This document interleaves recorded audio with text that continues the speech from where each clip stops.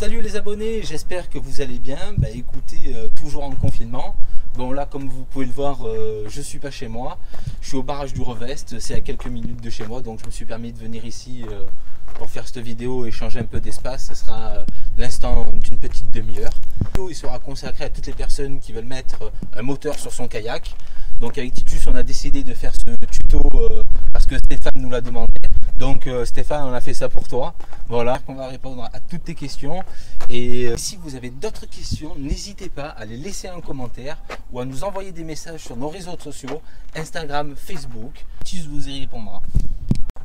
Et surtout, n'oubliez pas de vous abonner, d'activer la petite cloche pour recevoir des notifications quand on sort une vidéo. Bon, et comme vous savez, ici c'est Fantasy Pêche, 3 passions pour 3 fois plus d'émotions. Bien. Et maintenant, je vous laisse avec le petit tuto de Titus. Petite intro sur le kayak. Allez, à bientôt les abonnés.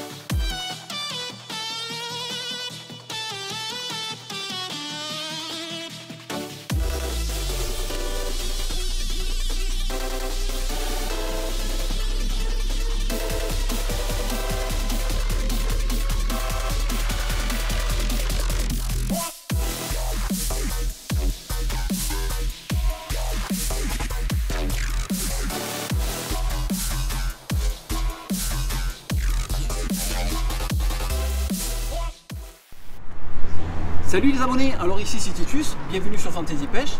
Alors la dernière fois on a fait une vidéo consacrée au kayak, à l'armement du kayak et à la technique de pêche. Là il y a un de nos abonnés, Stéphane, qu'on remercie au passage de s'être abonné, qui nous a demandé, ça serait super si vous faisiez un tuto consacré à la motorisation sur un kayak. Donc Stéphane, tu as de la chance parce qu'au niveau du confinement, bon, on ne peut pas tout sortir. Donc pour te faire plaisir, on va faire ce tuto consacré à la motorisation sur le kayak. Voilà, alors si tu veux, on va voir étape par étape les caractéristiques du moteur, le fonctionnement du moteur et la sécurité du moteur et l'installation qu'on a fait sur le kayak pour avoir ce moteur. Alors, on va commencer de derrière, je vais te faire la présentation de mon moteur. Venez avec moi les abonnés. Alors, c'est un moteur électrique Torqeedo 403. Puissance 400 watts, puissance de propulsion 180. Avec une batterie au lithium 320 WH.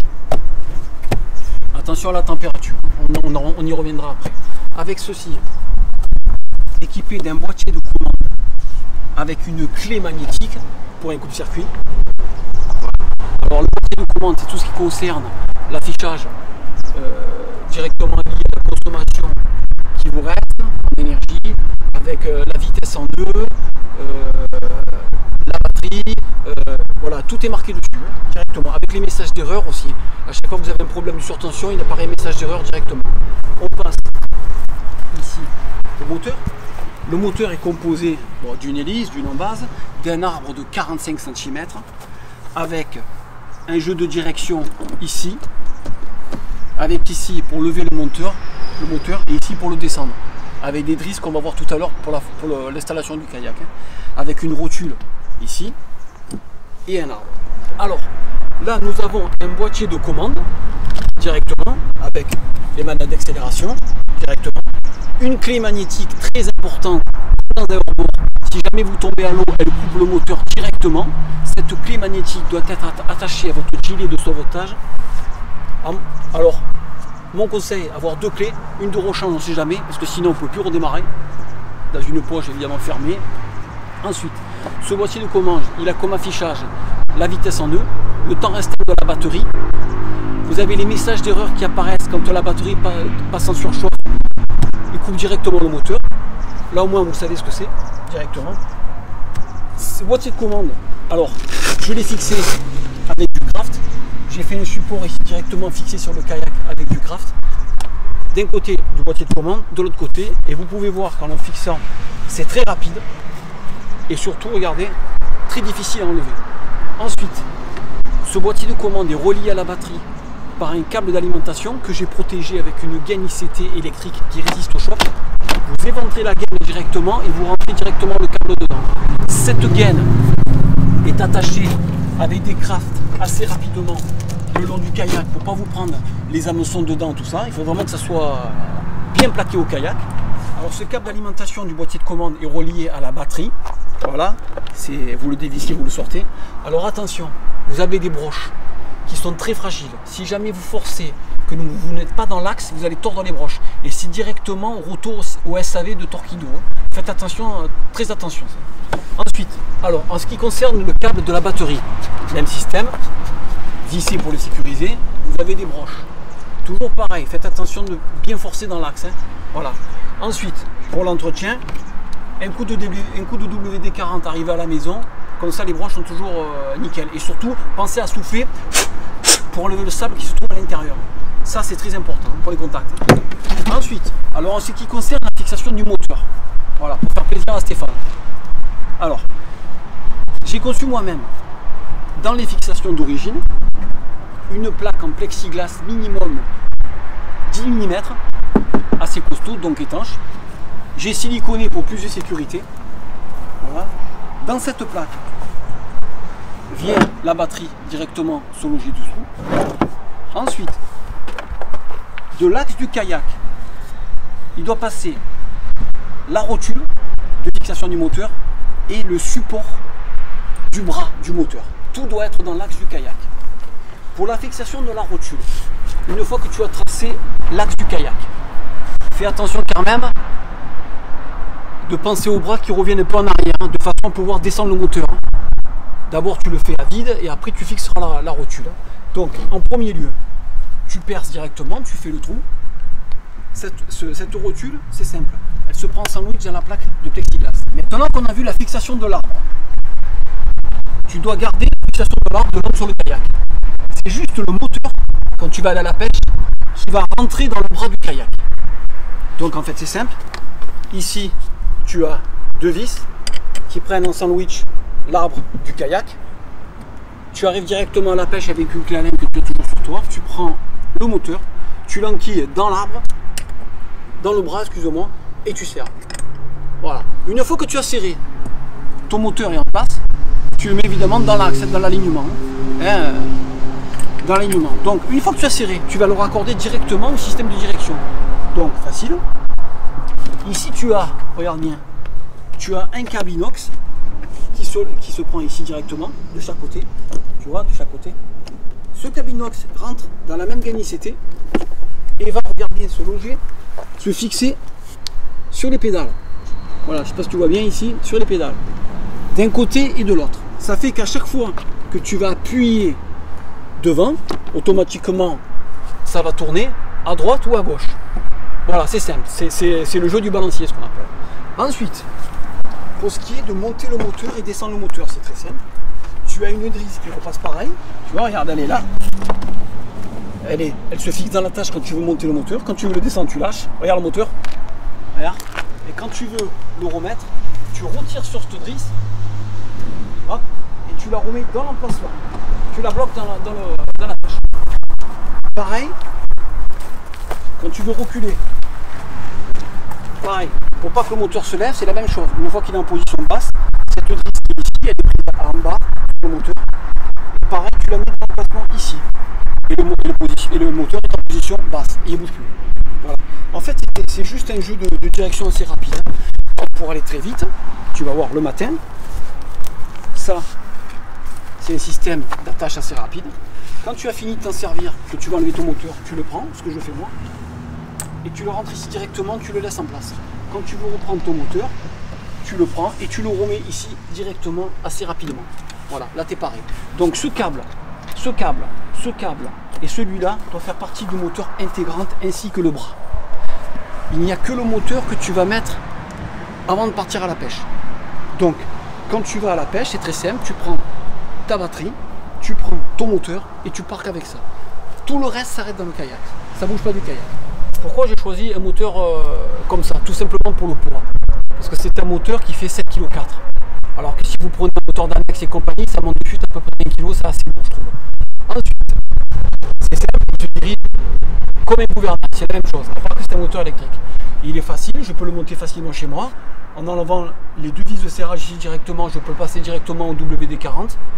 Voilà, le laisser au sec, ça c'est très important. Enlever la batterie, la monter directement chez moi, pareil, en recharge directement au sec.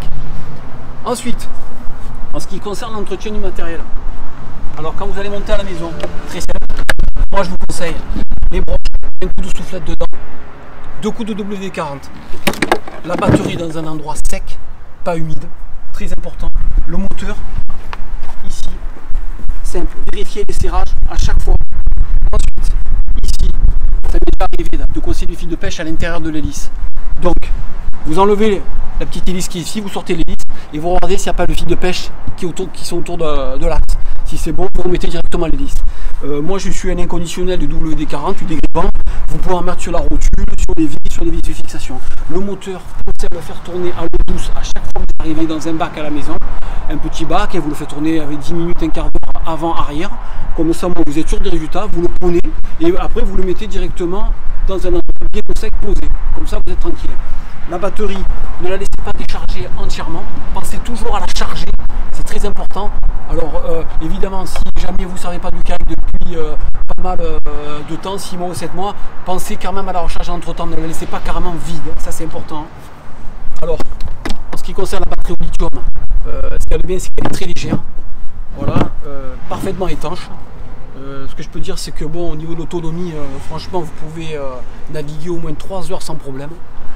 Ensuite, très important pour la sécurité, si jamais vous avez une grosse température, aussi bien de froid que de chaud, faites attention parce que si ça monte en température, vous allez avoir un message d'erreur qui apparaît sur le boîtier de commande et le moteur, ce qui va se passer, il va se mettre en sous-régime. C'est normal, c'est pour pallier avec le problème de surtension.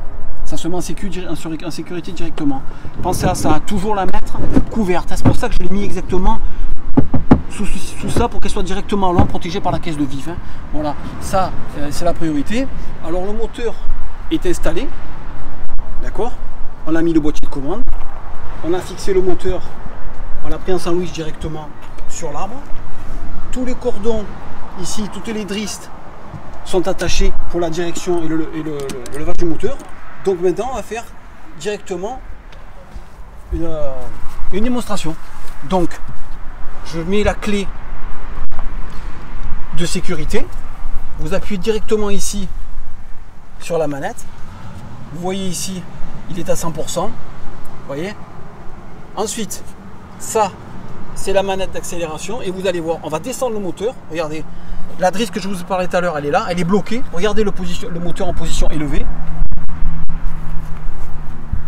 Vous voyez, je vais le descendre maintenant, je vais enlever la drisse de devant, je vais la laisser partir directement, le moteur se met en position, voilà, je bloque le moteur avec l'autre drisse qui est en bas, directement, voilà, là le moteur est en fonction.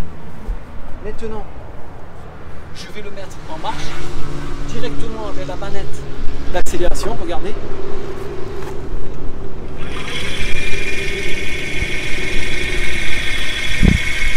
Et vous allez voir.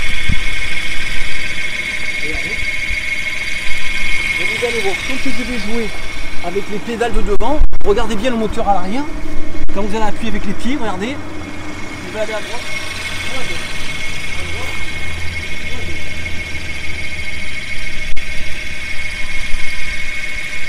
Voilà, maintenant, c'est simple, pour l'arrêter c'est très simple. Vous remettez en position au milieu. Vous avez aussi la marche arrière, hein. Vous pouvez faire la marche arrière aussi, pas de problème de l'autre côté. Tout simplement, vous l'arrêtez ici directement.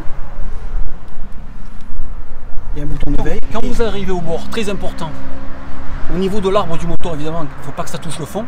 Donc, qu'est-ce qui va se passer? C'est très simple. Vous avez cette drisse qui est là, le moteur est en position fixe vers le bas, d'accord. Vous enlevez ce qui le maintient vers le bas, vous la laissez libre. Vous prenez la drisse de levage du moteur et vous allez tirer. vous allez tirer. Une fois que vous allez tirer, vous avez un taquet ici de blocage et vous allez mettre directement la corde. Je refais un essai. J'enlève la drisse de levage. Regardez, le moteur se baisse doucement. Tac. Vous voulez le remonter. Vous retirez la corde directement et vous la remettez dans le taquet de blocage. Voilà. Et là, vous pouvez tranquillement accoster sans taper l'arme. Voilà, j'espère que ce tuto vous a plu.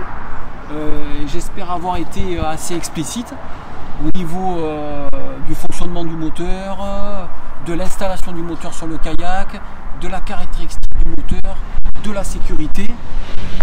Alors je ne vous cache pas que pourquoi je fais ça, pourquoi je mets un moteur sur le kayak, parce que c'est très simple, c'est qu'avec la pagaie, quand vous partez assez loin du bord et que vous avez un courant qui vous prend du nord, par exemple du bord vers le large, c'est assez flippant quand vous cassez une pagaie, que vous êtes assez loin du bord, c'est juste pour une sécurité supplémentaire. Ensuite ça me permet de m'économiser par exemple au niveau de l'énergie, parce qu'évidemment quand vous traînez sur des longues distances à la pagaie, vous n'allez pas faire la même distance qu'avec un moteur. Ce que je peux dire aussi, c'est que par exemple quand vous plongez, quand vous allez chasser par exemple avec un kayak, que vous arrivez sur un poste par exemple frais pour faire les agachons ou pour chasser à troupe pour être vraiment en forme, à la pagaie, si vous pagayez assez longtemps vous allez être tué. C'est pour ça que l'avantage du moteur, c'est que vous arrivez tout frais sur le poste. Évidemment je ne vous conseille pas d'aller par mer agitée, bon il y en a qui aiment ça, attention, je comprends tout à fait, hein, surtout les pêcheurs de leurre, je comprends, hein. Mais bon, par exemple, ça vous permettra d'aller dans des postes assez loin, qu'avec la pagaie, ça sera assez dur à y aller, mais c'est surtout pour une histoire de sécurité. Rappelez-vous qu'un petit moteur comme ça, je ne fais pas la pub pour Torqeedo, loin de là, peut-être qu'il y en a qui ont d'autres marques en moteur électrique, mais pourquoi j'ai pris ce moteur-là?